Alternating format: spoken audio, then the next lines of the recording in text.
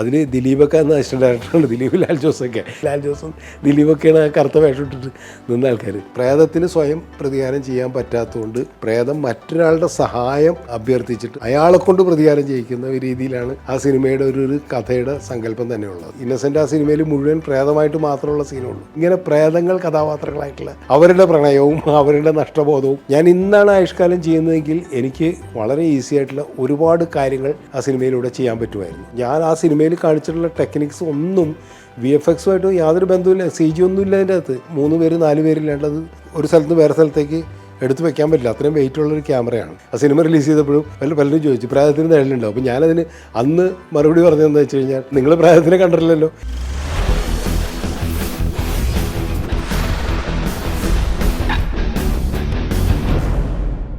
നമസ്കാരം, എൻ്റെ സിനിമാ യാത്രയിലേക്ക് സ്വാഗതം.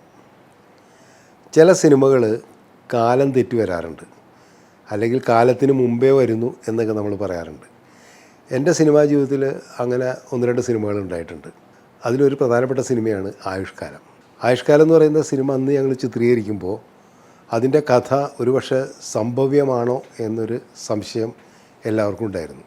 ഈ ഹൃദയം മാറ്റിവെക്കുക എന്നൊക്കെ ഉള്ളത് അന്ന് കേട്ടുകേൾവി മാത്രമായിരുന്നു മലയാളികളെ സംബന്ധിച്ചോളം.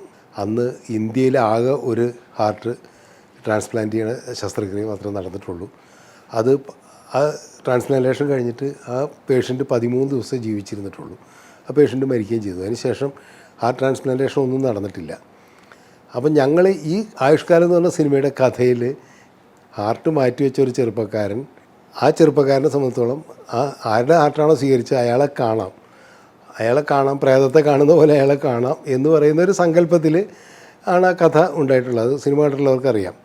അതുമായിട്ട് ബന്ധപ്പെട്ടുള്ള കുറേ തമാശകളും കാര്യങ്ങളൊക്കെയാണ് ആ സിനിമയിലൂടെ പറയാനായിട്ട് ഉദ്ദേശിച്ചത്. അതിനോടൊപ്പം തന്നെ ഒരു പ്രതികാര കഥ, പ്രേതത്തിൻ്റെ പ്രതികാരമാണ്. പ്രേതത്തിന് പ്രതികാരം, നമ്മൾ ഒരുപാട് സിനിമകളിൽ ഈ പ്രേതം പ്രതികാരം ചെയ്യുന്നത് നമ്മൾ കണ്ടിട്ടുണ്ട്. ഈ അടുത്ത കാലത്തും മലയാള സിനിമയിൽ വലിയ സൂപ്പർ ഹിറ്റായ പടത്തിലൊക്കെ തന്നെ വന്നിട്ടുണ്ട്. പ്രേതം പ്രതികാരം ചെയ്യുന്നു, പ്രേതത്തിനോട് പ്രതികാരം ചെയ്യുന്നു, അങ്ങനെയുള്ള സിനിമകളൊക്കെ വരുന്നുണ്ട്. പക്ഷേ നമ്മളിപ്പോൾ ഈ സിനിമയിലെന്ന് വെച്ച് കഴിഞ്ഞാൽ പ്രേതത്തിന് സ്വയം പ്രതികാരം ചെയ്യാൻ പറ്റാത്തതുകൊണ്ട് പ്രേതം മറ്റൊരാളുടെ സഹായം അഭ്യർത്ഥിച്ചിട്ട് അയാളുടെ പുറകെ നടന്നിട്ട് അയാളെ കൊണ്ട് പ്രതികാരം ചെയ്യിക്കുന്ന രീതിയിലാണ് ആ സിനിമയുടെ ഒരു കഥയുടെ സങ്കല്പം തന്നെയുള്ളത്. അപ്പോൾ അതിനെ നമ്മൾ ആശ്രയിച്ചതെന്ന് പറഞ്ഞു കഴിഞ്ഞാൽ ഹൃദയം മാറ്റിവെച്ച ഒരാളെന്നുള്ളതാണ്. അപ്പോൾ അന്ന് ഞങ്ങൾ ആ സിനിമ ഡിസ്കസ് ചെയ്തുകൊണ്ടിരിക്കുമ്പോൾ പ്രൊഡ്യൂസർക്കൊക്കെ സംശയം ഉണ്ടായിരുന്നു. എവർഷൈൻ പ്രൊഡക്ഷൻസാണ് അതിൻ്റെ നിർമ്മാതാക്കൾ. എൻ്റെ അതിനു മുമ്പ് തൂവൽ സ്പർശം എന്ന് പറഞ്ഞ പടത്തിൻ്റെ നിർമ്മാതാവ് എവർഷൈൻ മണിയണ്ണനാണ്. എവർഷൈൻ പ്രൊഡക്ഷൻസാണ് അവരുടെ. ഞാൻ ചെയ്ത അടുത്ത പടമാണിത്, ആയുഷ്കാലം. അപ്പോൾ അതിൽ ആദ്യം ഒരു സംശയം അങ്ങനെ ഉണ്ടായിരുന്നു. പക്ഷേ ഞങ്ങളതുകൊണ്ട് തന്നെ അതിൻ്റെ പടം തുടങ്ങുമ്പോൾ എഴുതി കാണിക്കുന്നുണ്ടായിരുന്നു. ഇന്ത്യയിൽ ആകെ ഒരെണ്ണം നടന്നിട്ടുള്ളൂ, അത് സക്സസ് ആയിട്ടില്ല. ഇത് സാങ്കല്പികമായിട്ട് ഇങ്ങനെ ഒരു കഥ നടക്കുകയാണ്, ഹാർട്ട് മാറ്റി വെച്ചു എന്നുള്ള രീതിയിൽ അങ്ങനെ ടൈറ്റിൽ നമ്മൾ കാണിച്ചിട്ടാണ് സിനിമ തുടങ്ങുന്നത്.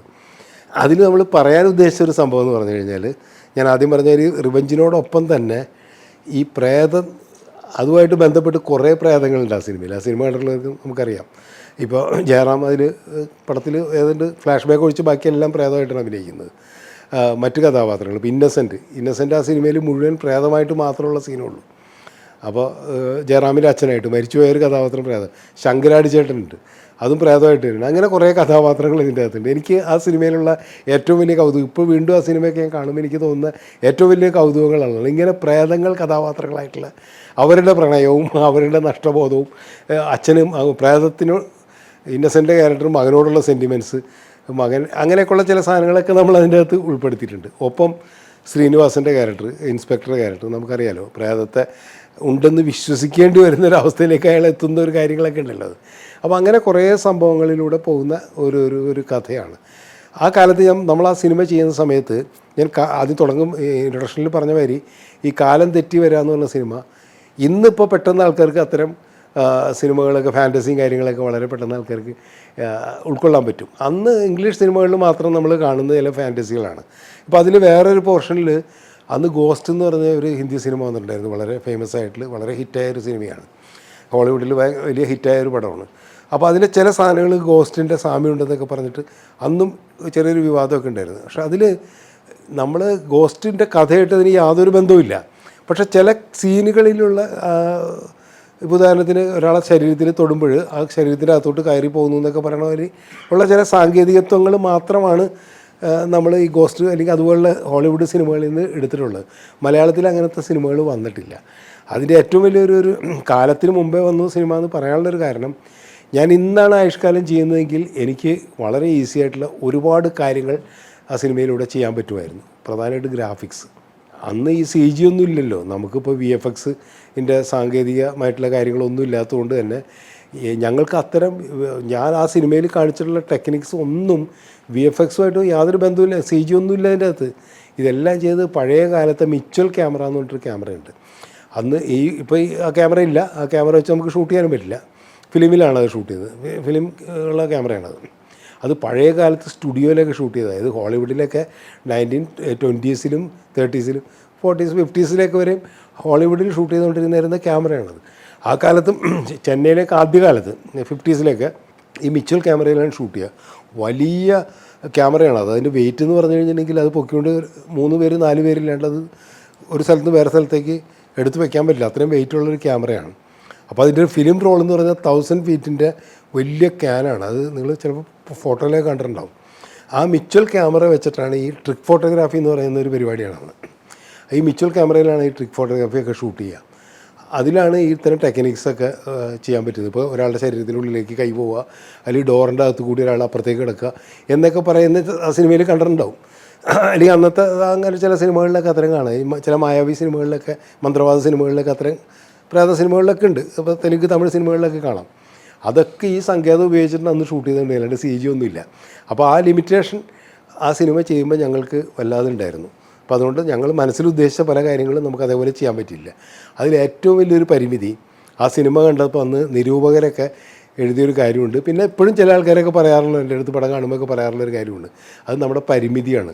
എന്താണെന്നറിയോ, പ്രേതത്തിന് നിഴലുണ്ടോ എന്നാണ് എൻ്റെ അടുത്ത് ചോദിച്ചത്. ആ സിനിമ റിലീസ് ചെയ്തപ്പോഴും പലരും ചോദിച്ചു പ്രേതത്തിന് നിഴലുണ്ടാവും. അപ്പോൾ ഞാനതിന് അന്ന് മറുപടി പറഞ്ഞതെന്ന് വെച്ച് കഴിഞ്ഞാൽ, എൻ്റെ പ്രേതത്തിന് നിഴലുണ്ടാവും. കാരണം നിങ്ങൾ പ്രേതത്തിനെ കണ്ടിട്ടില്ലല്ലോ. എൻ്റെ പ്രേതത്തിന് നിഴലുണ്ടെന്ന്. രാത്രി അല്ല പകൽ സൂര്യവെളിച്ചത്തിൽ നടക്കുമ്പോൾ എൻ്റെ പ്രേതത്തിന് നിഴലുണ്ട്. രാത്രി അയാൾ നടക്കുമ്പോൾ മറ്റേ എന്താ പറയുക, ലൈറ്റ് ഉണ്ടെങ്കിൽ ആ ലൈറ്റിൻ്റെ നിഴൽ അടിക്കും.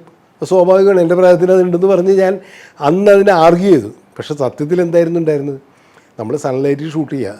ഡേ സീൻസ് ഒരുപാടുണ്ട്. ഇപ്പോൾ ജയറാമും മുകേഷും കൂടി റോഡിലൂടെ നടന്നുകൊണ്ട് വർത്തമാനം പറഞ്ഞിട്ട് നടന്നു പോകുമ്പോഴുണ്ട്. നമുക്ക് മറ്റ് ആർട്ടിഫിഷ്യൽ ലൈറ്റ്സിനെയൊക്കെ നമുക്ക് കട്ട് ചെയ്ത് ഷാഡോ ഒക്കെ കട്ട് ചെയ്യാൻ പറ്റും. ഈ സൺലൈറ്റിനെ നമുക്ക് കട്ട് ചെയ്യാൻ പറ്റുമോ? ആകാശത്ത് നിൽക്കുന്ന സൂര്യനെ നമുക്ക് എങ്ങനെ എന്ത് വെച്ചിട്ട് കട്ട് ചെയ്യാൻ പറ്റും? അത് നിഴൽ വരും, എന്തായാലും നിഴൽ വരും. ഇപ്പം നിഴൽ മാറ്റണമെന്നുണ്ടെങ്കിൽ ഇപ്പോഴാണെങ്കിൽ നമുക്ക് പറ്റും CGയിൽ ഈസി ആയിട്ട് എറേസ് ചെയ്യാം. എന്തിനോളിലും എറേസ് ചെയ്യും. ഇപ്പോൾ ഈ CGയും എറേസ് ചെയ്യണ പരിപാടി ഇല്ലെങ്കിൽ ഇപ്പോഴത്തെ സിനിമാ താരങ്ങൾ എങ്ങനെയാണ് പറന്ന് ഇടിക്കുന്നതൊക്കെ, ഒറ്റ അടിക്ക് പറന്നിട്ട് വിജയ് 200 പേരൊക്കെ ആയിട്ട് അടിച്ച് പറന്ന് പോകണമൊക്കെ നമ്മൾ സിനിമയിൽ കാണിക്കുന്നത് CG അല്ലേ, റിയലായിട്ട് ചെയ്യാൻ പറ്റില്ലല്ലോ. അപ്പോൾ അന്ന് CG ഉണ്ടായിരുന്നെങ്കിൽ ഞാൻ ഈസി ആയിട്ട് ഈ നിഴലൊക്കെ മായ്ച്ചു കളയുമായിരുന്നു. അന്ന് എനിക്ക് പറ്റാത്തതുകൊണ്ട് ഞാൻ അന്ന് ആർഗ്യൂ ചെയ്തതാണ് എൻ്റെ പ്രായത്തിന് നിഴലുണ്ടെന്നാണ്. അപ്പോൾ അങ്ങനെയുള്ള ചില കൗതുകങ്ങളൊക്കെ നമ്മൾ ആ സിനിമയായിട്ട് ബന്ധപ്പെട്ടിട്ടുണ്ട്. പക്ഷേ ആ സിനിമയിൽ വളരെ ശക്തമായൊരു കഥ നമ്മൾ പറയുന്നുണ്ട് എന്നുള്ളത്. അതിന് ഒരുപാട് തമാശ സീൻസും ഒക്കെ ഉണ്ട്. ഇപ്പോൾ ശ്രീനിയുടെ ക്യാരക്ടറൊക്കെ നമ്മളെ ചിരിപ്പിക്കുന്ന ഒരുപാട് സീക്വൻസ് ഉണ്ട്. പക്ഷേ അതിലൂടെ ഒരു ഭയങ്കര എന്താ പറയുക, സൗഹൃദത്തിൻ്റെ ഒരു കഥ പറയുന്നത്. 2 രീതിയിലുള്ള സൗഹൃദം. ഒന്ന് ജയറാമും സായികുമാറും ചെയ്തൊരു ക്യാരക്ടേഴ്സ് തമ്മിലുള്ളൊരു സൗഹൃദമുണ്ട്. വലിയ സൗഹൃദത്തിൻ്റെ ഒരു ഇതാണ് പറയുന്നത്. അയാൾ ശരിക്കും ജയറാം കൊല്ലപ്പെടാൻ കാരണം ഈ ഏറ്റവും അയാൾ വിശ്വസിച്ചിട്ടുള്ള സുഹൃത്തായിട്ടുള്ള സായികുമാറിൻ്റെ ക്യാരക്ടർ തന്നെയാണ്. പക്ഷേ അയാൾ മരിക്കാൻ പോണ ആ മൊമെൻറ്റിലാണ് അറിഞ്ഞത് എന്നെ ചതിച്ചത് എൻ്റെ സുഹൃത്താണെന്നുള്ളത്. പക്ഷെ അപ്പോഴേക്കും അയാൾ മരിച്ചു പോയതിന് പിന്നീട് ആ പ്രേതം തിരിച്ചറിയുന്ന എൻ്റെ സുഹൃത്ത് എന്നെ എന്തിനു കൊന്നു എന്നുള്ളത് ഇയാൾക്ക് കണ്ടുപിടിക്കണം. അതാണ് ആ സിനിമയുടെ കഥ എന്ന് പറയുന്നത്. എന്നെ എന്തിനാണ് എൻ്റെ സുഹൃത്ത് കൊന്നത്? ഒരാളെ ഒരു വാടക ഗുണ്ടയെ വെച്ചൊരു വാടക കൊലാളിയെ കൊണ്ട് എന്നെ കൊല്ലിച്ചത് എന്തിനു വേണ്ടിയാണെന്ന് കണ്ടുപിടിക്കാൻ വേണ്ടിയിട്ടാണ് ഈ മുകേഷിൻ്റെ ക്യാരക്ടറിനെ ഈ പ്രേതം കൂണ നടക്കുന്നത്. അത് കണ്ടുപിടിക്കാൻ വേണ്ടിയിട്ട്. അത് കണ്ടുപിടിക്കുന്നത് കൂടിയാണ് ആ സിനിമ എന്ന് പറയുന്നത്. അപ്പോൾ അതിൻ്റെ അകത്ത് ഈ ഫ്രണ്ട്ഷിപ്പിൻ്റെ അതിലൂടെ റിവെഞ്ചിൻ്റെ കഥയുണ്ട്. ഒപ്പം ഈ മുകേഷും ജയറാമും തമ്മിൽ, ഈ പ്രേതവും ഈ ഹൃദയം മാറ്റിവെച്ച മനുഷ്യനും തമ്മിലുള്ള ഒരു വല്ലാത്തൊരു ബോണ്ടിങ് ഉണ്ട്. അത് ആ സിനിമയിലൂടെ നമ്മൾ പറയാൻ ശ്രമിച്ചിട്ടുണ്ട്. അത് തിരിച്ചറിയുന്ന ഇൻസ്പെക്ടർ ക്യാരക്ടർ, ശ്രീനിവാസിൻ്റെ ക്യാരക്ടറുണ്ട്. അയാൾ പിന്നീട് ഇവരെ പ്രേതത്തിനെ സഹായിക്കാനായിട്ട്, പ്രേതത്തിനെ അയാൾക്ക് കാണാൻ പറ്റില്ല എങ്കിൽ പോലും അയാൾ സഹായിക്കാൻ വരുന്നതും ആ ഒരു സൗഹൃദത്തിൻ്റെയാണ്. അതുപോലെ തന്നെ ഈ പ്രേതത്തിൻ്റെ വേദനകളൊക്കെ അതിൽ പറയുന്നുണ്ട്. ഒരിക്കലും കാണാൻ പറ്റാതെ പോയ മകനെ കാണുന്നതും, ഭാര്യ നഷ്ടപ്പെടുന്നു, അമ്മ നഷ്ടപ്പെട്ടതിൻ്റെയൊക്കെ പെയിനും നമ്മളതിൽ പറയാൻ ശ്രമിച്ചു. അപ്പോൾ ഈ കോമഡിയിലൂടെ നമ്മൾ അത്തരം കാര്യങ്ങളൊക്കെ ആ സിനിമയിലൂടെ പറയാൻ ശ്രമിച്ചിട്ടുള്ള രസകരമായിട്ടുള്ളൊരു സിനിമയാണ് ആയുഷ്കാലം. എന്നെ സംബന്ധിച്ചോളം അന്നത്തെ ഇപ്പം നമ്മൾ ഈ മലയാള സിനിമയിൽ നമ്മൾ കാണുന്നുണ്ടല്ലോ ന്യൂജൻ എന്നൊക്കെ പറഞ്ഞിട്ട് ന്യൂ ജനറേഷനിലുള്ള കുറേ ആക്ടേഴ്സ് ഒരുമിച്ച് ചേർന്നിട്ടുള്ള കുറേ സിനിമകൾ ഉണ്ടാകുന്നുണ്ട്. നല്ല ഇൻട്രസ്റ്റിംഗ് ആയിട്ടുള്ള കുറേ സിനിമകളുണ്ട്. ആ കാലത്ത് എൻ്റെ കുറേ സിനിമകളിൽ അങ്ങനെ ഇവരെല്ലാവരും കൂടി ഒരുമിച്ചിട്ടുള്ള ഒരുപാട് സിനിമ വന്നിട്ടുണ്ട്. ഇപ്പോൾ പാവം രാജകുമാരൻ, ശ്രീനിവാസനും ജയറാമും ജഗദീഷും സിദ്ദീഖും എല്ലാവരും കൂടി അഭിനയിച്ചിട്ടുള്ള സിനിമ. തൂവൽ സ്പർശത്തിൽ വന്നു കഴിഞ്ഞപ്പോൾ സായികുമാറും മുകേഷും ജയറാമും എല്ലാവരും കൂടി ചേർന്ന് സുരേഷ് ഗോപി ഒക്കെ ഉണ്ട് ആ സിനിമയിൽ. അങ്ങനെ അന്നത്തെ എല്ലാ യങ്സ്റ്റേഴ്സും കൂടി ഒരുമിച്ച് അഭിനയിക്കുന്ന സിനിമ അത് വന്നു. ആയുഷ്കാലത്തിലും ശ്രീനിവാസനും ജയറാം, മുകേഷ് തുടങ്ങിയിട്ടുള്ള അന്നത്തെ യങ്സ്റ്റേഴ്സ് എല്ലാവരും കൂടി ഒരു സിനിമയിൽ. അപ്പോൾ ഈ യങ്സ്റ്റേഴ്സ് എല്ലാവരും കൂടി ഒരു സിനിമയിൽ അഭിനയിക്കുക എന്ന് പറയുന്ന അന്നത്തെ ട്രെൻഡായിരുന്നു. അതിൻ്റെ അകത്ത് എൻ്റെ ക്യാരക്ടർ വലുത്, എൻ്റെ ക്യാരക്ടർ ചെറുതെന്നുള്ള ഈഗോ ഒന്നും അന്നത്തെ ആക്ടേഴ്സിന് ഉണ്ടായിരുന്നില്ല എന്നുള്ള ആ ഒരു കൂട്ടായ്മ വളരെ രസകരമായിട്ടുണ്ടായിരുന്ന ഒരു കാലഘട്ടത്തിലാണ് ഈ ആയുഷ്കാലം പോലുള്ള സിനിമകളൊക്കെ ഉണ്ടാകുന്നത്. അതിലെ നായികയായിട്ട് അഭിനയിച്ചത് മാധു എന്ന് പറയുന്ന ആക്ട്രസ്സാണ്. അവർ അമരത്തിൽ മമ്മൂട്ടിയുടെ മകളായിട്ടൊക്കെ അഭിനയിച്ച് വളരെ പോപ്പുലറായിട്ടുള്ള പെൺകുട്ടിയായിരുന്നു. നല്ല ആക്ട്രസ്സായിരുന്നു അവരാണ് അതിൽ നായികയായിട്ട് അഭിനയിച്ചത്. അതിലെ പാട്ടുകൾ ഔസേപ്പച്ചനാണ് അതിൻ്റെ മ്യൂസിക് ചെയ്തിട്ടുള്ളത്. ഔസേപ്പച്ചൻ എനിക്ക് അതിനു മുമ്പ് ഒരുപാട് സിനിമകളിൽ ഹിറ്റ് പാട്ടുകൾ തന്നിട്ടുള്ള ഒരാളാണ്. ഔസേപ്പച്ചനും കൈതപ്രമാണ് അതിൻ്റെ പാട്ടുകൾ. അതിൽ മൗനം സ്വരമായി എന്നുള്ളൊരു പാട്ടുണ്ട്, യേശുദാസും ചിത്രയും പാടിയത്. അത് പടത്തിൽ 2 പ്രാവശ്യം വരുന്നുണ്ട്. ആദ്യം ഹാപ്പി ആയിട്ടുള്ളൊരു പ്രണയഗാനമായിട്ട്, പിന്നീട് അതിൻ്റെ റിപ്പീറ്റേഷനായിട്ട് അത് വരുന്നുണ്ട്.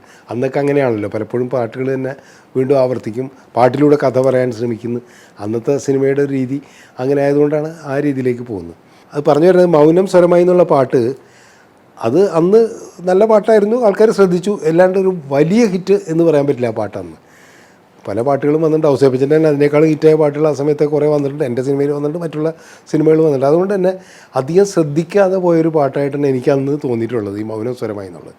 പക്ഷേ പിൽക്കാലത്ത് കുറേ കാലം കഴിഞ്ഞിട്ട് ഈ അടുത്ത കാലത്താണ് ഞാൻ എപ്പോൾ FM റേഡിയോ തുറന്നു കഴിഞ്ഞാലും FM ഏതെങ്കിലുമൊക്കെ FM ഈ മൗനം സ്വരമായി എന്നുള്ള പാട്ട് കേൾക്കാം. ഒരു 5-8 കൊല്ലം മുമ്പ് ഞാനിങ്ങനെ സ്ഥിരമായിട്ട് കേൾക്കുമ്പോൾ ഞാനൊരു ഔസേപ്പച്ചനെ വിളിച്ചിട്ട് പറഞ്ഞു, ഔസേപ്പച്ചൻ ശ്രദ്ധിച്ചോ ഈ മൗനം സ്വരമായി എന്നുള്ള പാട്ട് സ്ഥിരമായിട്ട് FM വരുന്നുണ്ട്, അത് കേൾക്കാറുണ്ടോ എന്ന് ചോദിച്ചു.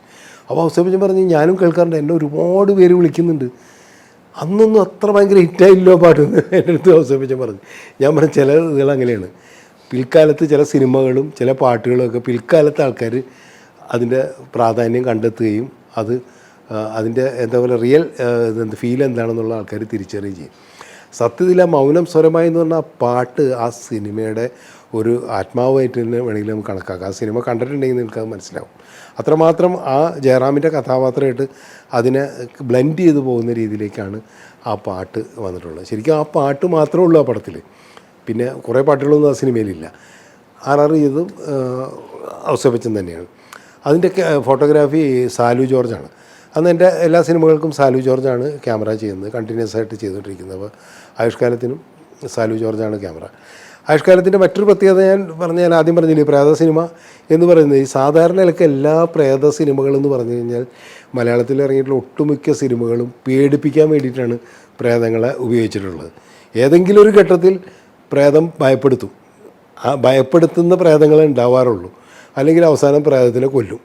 ഇല്ലേ, പ്രേതം നെഗറ്റീവായിട്ട് വന്നിട്ട് എങ്ങനെയെങ്കിലും പ്രേതത്തിനെ കൊല്ലുന്നതാണ് മലയാളത്തിലെ ഒട്ടുമിക്കവാറും സിനിമകൾ. പക്ഷേ നമ്മൾ ഈ ആയുഷ്കാലം നിങ്ങൾ കണ്ടിട്ടുണ്ടെങ്കിൽ നിങ്ങൾക്കത് മനസ്സിലായിട്ടുണ്ടാവും. നമ്മുടെ പ്രേതം ഒരു സിനിമയിൽ പോലും ആരെയും പേടിപ്പിക്കുന്നില്ല. പേടിപ്പിക്കുന്ന ഒരു സീൻ പോലും ഇല്ല. ആൾക്കാരെ ചിരിപ്പിക്കുകയും ആൾക്കാരെ ഇമോഷണലായിട്ട് അതിലേക്ക് ഇഴുകി ചേർക്കുന്ന രീതിയിൽ മാത്രമാണ് പ്രേതം വന്നിട്ടുള്ളത്. അവസാനം പ്രേതത്തിനെ നമ്മൾ കൊല്ലുന്നുമില്ല. കാരണം പ്രേതത്തിനെ കൊല്ലേണ്ട കാര്യമില്ല. കാരണം അതൊരു കോൺസെപ്റ്റാണ്. അതിൻ്റെ എൻഡ് നിങ്ങൾ കണ്ടിട്ടുണ്ടെങ്കിൽ നിങ്ങൾക്ക് മനസ്സിലാവും. ജയറാം തിരിച്ച് അയാളുടേതായ ലോകത്തേക്ക് പോവുകയാണെന്നാണ് പറയുന്നത്. അത് ഒരു സങ്കല്പമാണ്, അങ്ങനെ ഒരു സംഭവമില്ലല്ലോ. ആത്മാവ് എവിടെ എന്തിനോ ലയിക്കുന്നു എന്നുള്ള രീതിയിലാണ് പറയുന്നത്. അതെല്ലാ കഥാപാത്രങ്ങളിലൂടെ നമ്മളത് പറയിക്കുന്നുണ്ട്. അതിൽ ശങ്കരാടിയുടെ ക്യാരക്ടറുണ്ട്. ശങ്കരാടി പ്രേതമായിട്ട് ജയറാം കാണുന്നതാണ്. കാരണം ഒരു ഹോസ്പിറ്റലിൽ ചെല്ലുമ്പോൾ ജയറാമിനെ ഒരാൾ തൊടുകയാണ്. അപ്പോൾ തൊടുന്നതെന്ന് പറഞ്ഞു കഴിഞ്ഞാൽ പ്രേതങ്ങൾ മാത്രം അങ്ങോട്ടും ഇങ്ങോട്ടും തൊടാൻ പറ്റുള്ളൂല്ലോ, അതങ്ങനെയാണല്ലോ. പിന്നെ ഈ ജയറാമിനെ കാണാനും തൊടാനും പറ്റുന്നത് മുകേഷിൻ്റെ ക്യാരക്ടർ മാത്രമാണ്.